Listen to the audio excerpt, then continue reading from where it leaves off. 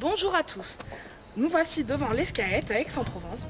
Nous allons vous présenter une interview de Constance Eukendebler, une enseignante au sein de l'Escaët qui va nous présenter son expérience professionnelle et le business model d'une TMC. Et c'est parti!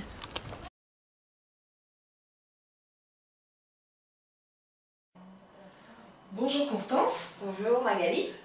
Alors dans le cadre de notre challenge, je vais vous poser quelques questions. Donc en premier, quel est votre parcours, quelles sont vos expériences, si vous pouvez un peu vous présenter en quelques mots. Alors je suis Constance, je suis une ancienne Escaët.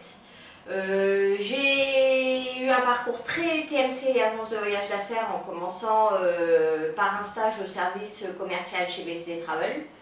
Pour ensuite continuer chez Carlson Wagonlit où j'ai notamment travaillé au service marketing produit sur des sujets très liés aux outils technologiques SBT, etc.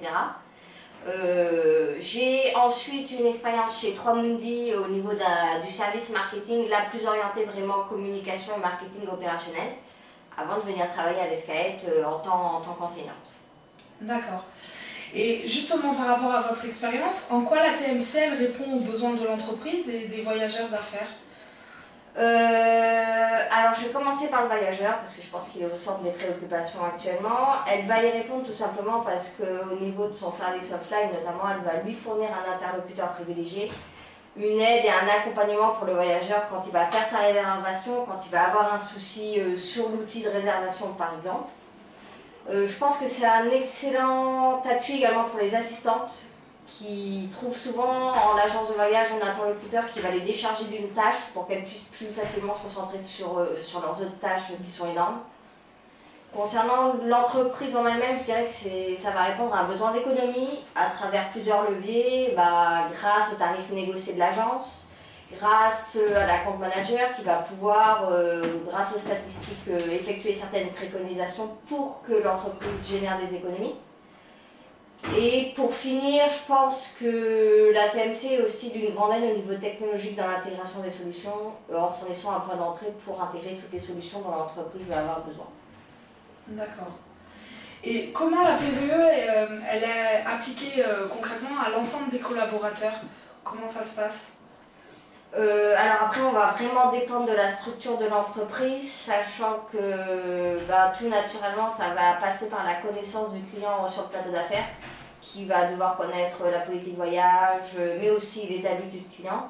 Et d'un point de vue technologique, ça va également passer par une intégration dans les outils des règles de voyage de l'entreprise via notamment l'intégration des tarifs négociés et les fonctions de culpabilité visuelle dans l'outil de réservation. Sachant que plus on va vers des solutions intégrées, plus on va aller vers des modules d'ordre de mission et de gestion de notes de frais qui vont encore plus intégrer toutes les règles, je dirais, liées au voyage pour l'entreprise.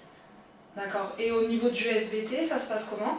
Ça va se passer avec une intégration des tarifs négociés du client, en plus souvent des tarifs de l'agence, avec un affichage pour le voyageur lorsqu'il est hors politique voyage. Et ça peut aussi passer par la mise en place de circuits de validation et d'approbation auprès des N+1 et N+2 pour valider ou pas le déplacement. D'accord. Et comment ça se passe s'il y a un problème lors de la réservation sur le SBT?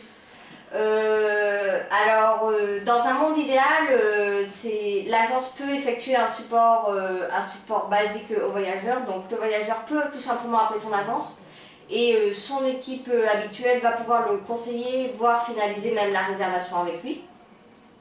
Donc là, clairement, l'agent et le service offline a un rôle prépondérant puisqu'il va compléter finalement l'outil technologique si le voyageur a un problème sur le SBT. D'accord. Ça répond bien à mes questions. Merci Constance. Merci Valérie.